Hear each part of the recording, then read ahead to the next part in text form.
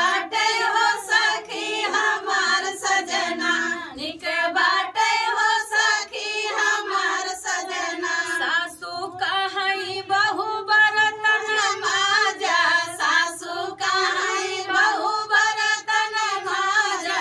सैया कहई ना ना हो धना, करी खा लगे जई है ना हो धना, करी खा लगे जई है ना हो धना।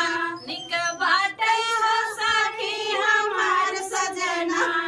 सासू कहई बहु झाड़ू लगावा, सासू कहई बहु झाड़ू लगावा। सैया कहई ना ना हो धना, गरदा लगी जई है ना हो धना, गरदा लगी जई है ना हो धना। निक बाटे हो सखी हमार सजना।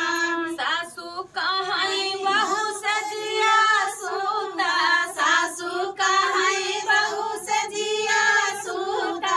सैया कहई ना ना हो धना, लड़िका होई जई है ना हो धना, लड़िका होई जई है ना हो धना। निक बाटे हो सखी हमार सजना। दोस्तों चुटकुला की तरह सबको अच्छा लगे तो कमेंट करके जरूर बताइए यार। हमारे नाम बदनाम मंजू दीदी देख ला।